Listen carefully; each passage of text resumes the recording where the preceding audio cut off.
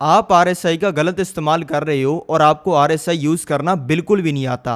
आज तक आपने आरएसआई के बारे में 3-4 वीडियोस देख ली हैं और आपको लगता है कि आपको आरएसआई अच्छे से समझ आ गया है।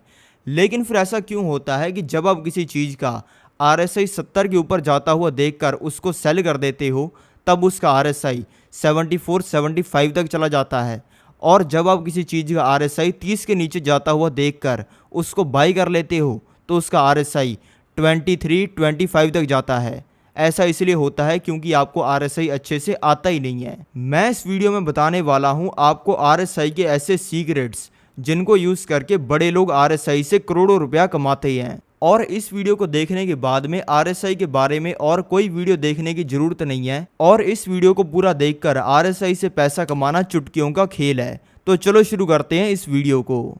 आरएसआई को लगाने के लिए सबसे पहले आपको अपने ब्रोकर के टर्मिनल पे जाना है और वहाँ पे ये रिलेटिव स्ट्रेंथ इंडेक्स लिख के आएगा और इसको सिलेक्ट कर लेना है। ऐसा करते यहाँ पे आरएसआई लग जाएगा, लेकिन वैसे मैंने इसको पहले ही लगा रखा था इसलिए डबल बार लग गया। अब ये आरएसआई एक ऐसा इंडिकेटर है जो कि बहुत ही ज़्यादा डाइवर्सिफाइड है। इसको हर तरीके के चार्ट पे, हर तरीके के मार्केट में आप यूज़ कर सकते हो। इसको आप स्टॉक मार्केट में, फॉरेक्स मार्केट में, कमोडिटी मार्केट में, क्रिप्टो मार्केट में, हर किसी मार्केट के अंदर ये अच्छे से यूज़ हो जाता है। और इस इंडिकेटर को यूज़ करके आप ये पता कर सकते हैं कि मार्केट ओवर बॉट जोन में है या फिर ओवर सोल्ड जोन में है। आरएसआई को लगाने के बाद में सबसे पहले आपको आरएसआई को अपने हिसाब से कस्टमाइज करना है। जैसे कि यहाँ पे आप देखोगे तो ये वाले आरएसआई को देखने में बहुत ही सर दर्द हो रहा है, तो इसको मैं अपने हिसाब से कस्टमाइज कर लेता हूँ। आरएसआई को मैं कर लेता हूँ वाइट, और ये जो नीचे की लाइन है इसको मैं येलो ही रहने देता हूँ। इससे काफ़ी क्लियरली अब दिखाई दे रहा है। आरएसआई को कैलकुलेट करने में मेनली इन दो चीज़ों का यूज़ होता है, जो कि है एवरेज गेन और एवरेज लॉस। आरएसआई जो होता है ये 14 पीरियड का होता है। मान लेते हैं आपने लास्ट 14 दिन का आरएसआई लगाया, तो उसमें यह देखा जाएगा कि लास्ट 14 दिन में कितनी बार उस चीज़ का प्राइस बढ़ा है और कितनी बार उस चीज़ का प्राइस कम हुआ है। और इसी को ही एवरेज गेन और एवरेज लॉस कहा जाता है। सबसे पहले आपको ये समझना पड़ेगा कि आरएसआई की भी एक लिमिट होती है। आरएसआई जो है ये 0 to 100 मूव करता है, यानी कि 0 के नीचे नहीं जा सकता और 100 के ऊपर नहीं जा सकता। यानी कि ऐसा नहीं है कि मार्केट बहुत ही ज़्यादा बढ़ गया और आरएसआई 111, 112 चला गया, या फिर नीचे 0 से भी नीचे चला गया। आरएसआई 0 से लेकर 100 के अंदर ही फ्लक्चुएट करता है। आरएसआई के 3 सबसे इंपॉर्टेंट लेवल्स होते हैं। पहला आरएसआई का इंपॉर्टेंट लेवल होता है 30 का, जिसके बारे में कहा जाता है कि 30 से अगर आरएसआई नीचे जाता है तो कोई चीज़ ओवरसोल्ड है। दूसरा इसका इंपॉर्टेंट लेवल होता है 50 का। इसकी इंपॉर्टेंस मैं आपको वीडियो में आगे बताऊंगा। और जो तीसरा सबसे इंपॉर्टेंट लेवल होता है आरएसआई का, वो होता है 70 का। इसके बारे में लोग कहते हैं कि 70 के ऊपर जब आरएसआई जाता है तब मार्केट ओवरबॉट होता है। लेकिन मैं आपको बताना चाहूंगा कि ये चीज पूरी सच नहीं है। आरएसआई को चलो अब इन डेप्थ के अंदर समझते हैं। आरएसआई को समझना हमें शुरू करना पड़ेगा इसके सेकंड इंपॉर्टेंट लेवल से, जो कि है 50 का। 50 की आरएसआई में इंपॉर्टेंस ये है कि जब आरएसआई 50 के ऊपर जाता है, अब मैं ऐसा नहीं कह रहा हूँ कि 70-80 जाता है, यानी कि 50 के ऊपर जाता है, 55 जाता है, 60 जाता है, तो मार्केट या फिर जो भी चीज़ हम देख रहे हैं उसका भी प्राइस बढ़ता है। यानी कि जिस चीज़ के ऊपर हम आरएसआई को लगा देते हैं उसको आरएसआई ट्रैक करता है। 50 के ऊपर आरएसआई जाता है तो जो चीज़ का प्राइस हम देख रहे हैं उसका प्राइस भी ऊपर जाता है। और जब आरएसआई 50 के नीचे जाता है तब जो चीज़ हम देख रहे हैं उसका प्राइस भी नीचे जाता है। इसलिए आप ये बैंक निफ्टी के अंदर भी देख सकते हो कि जब जब आरएसआई 50 के ऊपर गया है तब बैंक निफ्टी का प्राइस भी बढ़ा है, और जब जब आरएसआई 50 के नीचे गया है तब बैंक निफ्टी का प्राइस भी गिरा है। आरएसआई को दो तरीके से यूज़ किया जाता है। पहला होता है 30-70 तरीका। कुछ लोग मानते हैं कि आरएसआई सबसे इफेक्टिव होता है 30 और 70 में, यानी कि जो मैंने आपको ओवरबॉट और ओवरसोल्ड का कॉन्सेप्ट बताया वो 30 और 70 में इफेक्टिवली काम करता है। लेकिन कुछ लोग ऐसे भी होते हैं जो अपना दिमाग लगाते हैं, वो कहते हैं कि जो आरएसआई है ये 40-60 में ज़्यादा अच्छा काम करता है। कुछ लोग तो इससे भी ऊट पटांग नंबर लेके आ जाते हैं। लेकिन मैं आपको बताना चाहूँगा कि जो आरएसआई है उसकी सेटिंग्स हमें चेंज नहीं करनी होती। आरएसआई एक ऐसा इंडिकेटर है जिसको अगर हम ना ही छेड़ें तो अच्छा है, क्योंकि ये जो आरएसआई इंडिकेटर है ये आज का नहीं है, ये सालों से इम्प्रूव होता आया है। इसने आज तक मार्केट के हज़ारों साइकिल्स देखी हैं और उसके हिसाब से इसको भी इम्प्रूव किया गया है।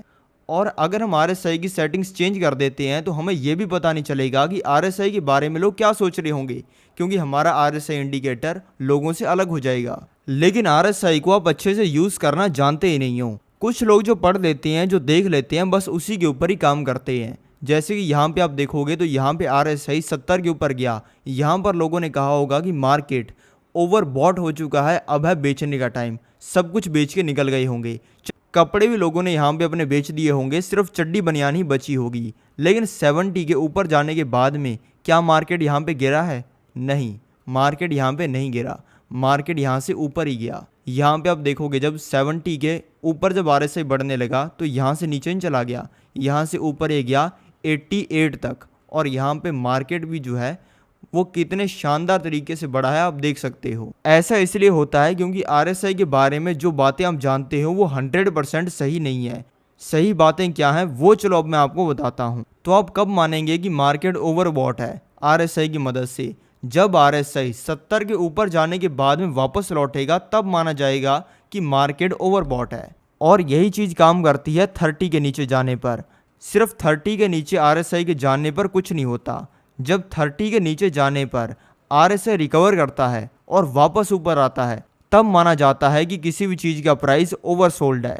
RSI से एक्चुअल में पैसा बनाने का तरीका है RSI चार्ट पैटर्न्स को देखकर ट्रेड करना। जो बड़े लोग RSI की मदद से पैसा कमाते हैं और करोड़ों रुपए कमाते हैं वो RSI को देखकर नहीं बल्कि RSI चार्ट पैटर्न्स को देखकर कमाते हैं।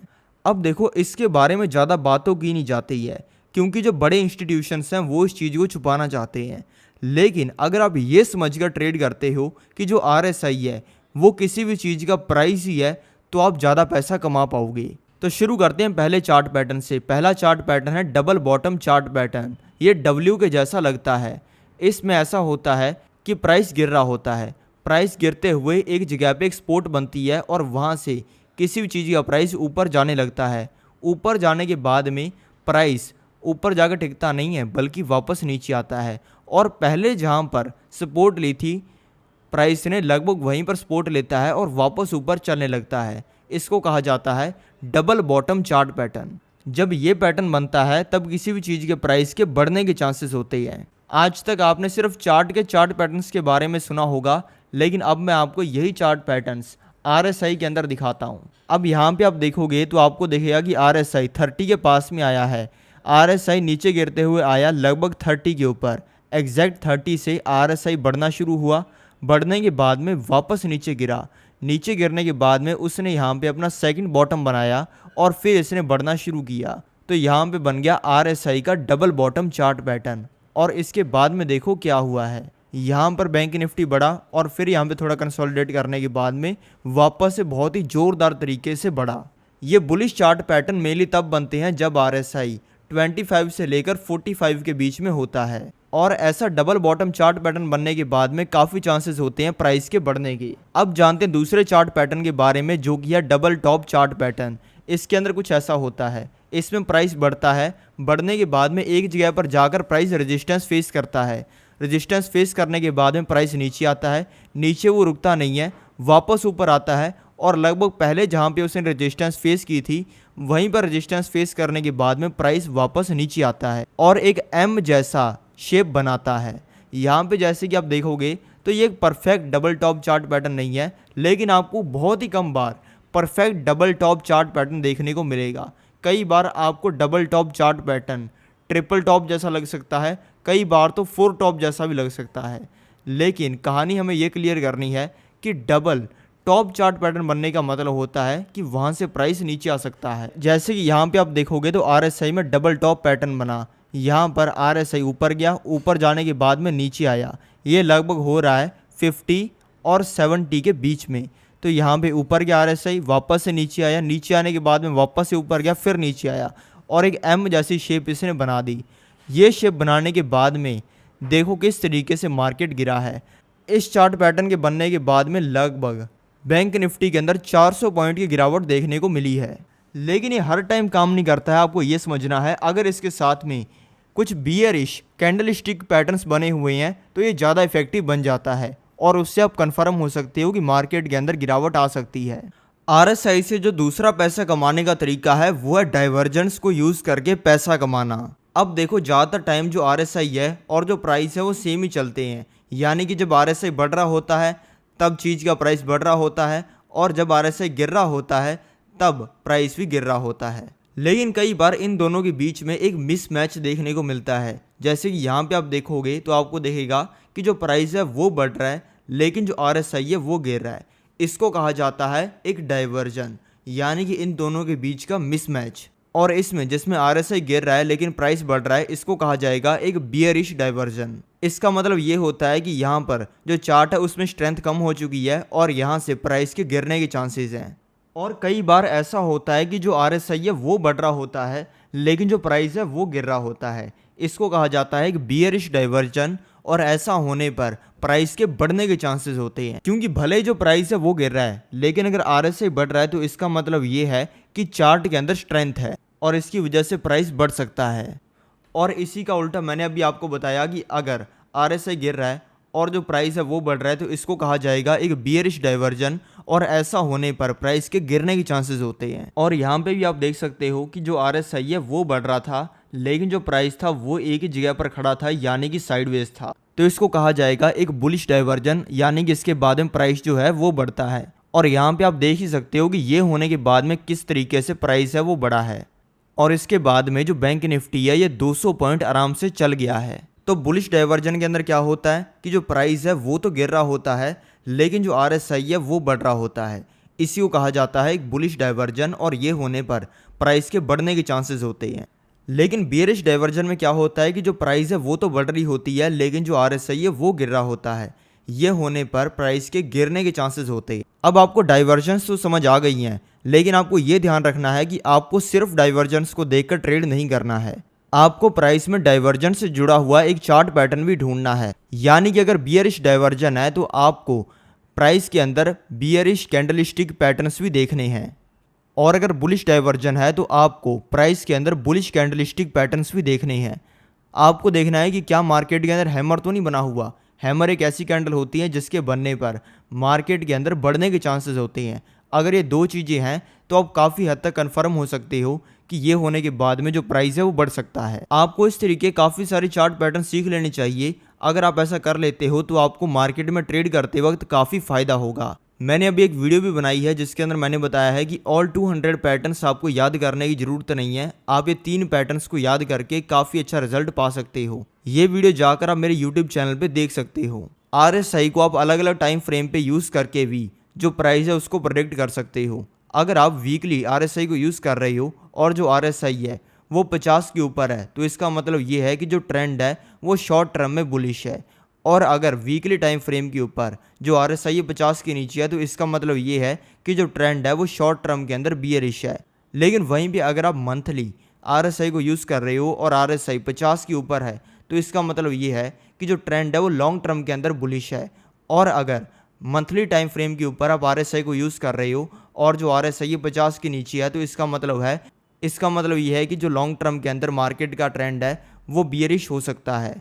और अगर वीकली चार्ट पे जो आरएसआई है वो 0 से लेकर 50 के बीच में है और मंथली चार्ट में 30 से नीचे है तो इसका मतलब ये है कि जो ट्रेंड है वो बियरिश हो सकता है। और अगर वीकली और मंथली दोनों टाइम फ्रेम्स में जो आरएसआई है वो 70 के ऊपर है तो इसका मतलब ये है कि बहुत ही तगड़ा स्ट्रॉन्ग बुलिश मोमेंटम आ सकता है। और अगर वीकली और मंथली दोनों में आरएसआई 30 के नीचे है तो इसका मतलब ये है कि एक बहुत ही तगड़ा बियरिश मोमेंटम आ सकता है ट्रेंड में। तो आप इस तरीके से आरएसआई को मल्टीपल टाइम फ्रेम्स में भी एनालाइज करके काफ़ी अच्छा फ़ायदा उठा सकते हो। अगर आपने अभी तक मेरा टेलीग्राम चैनल ज्वाइन नहीं किया है तो अभी डिस्क्रिप्शन में दिए हुए लिंक को क्लिक करके टेलीग्राम चैनल को ज्वाइन कर लो। और मैं आपको मिलता हूँ अगली वीडियो में। तब तक आप ये वीडियो देख सकते हो जो कि आपको स्क्रीन पर दिखाई दे रही है। ये है मेरी फेवरेट वीडियो।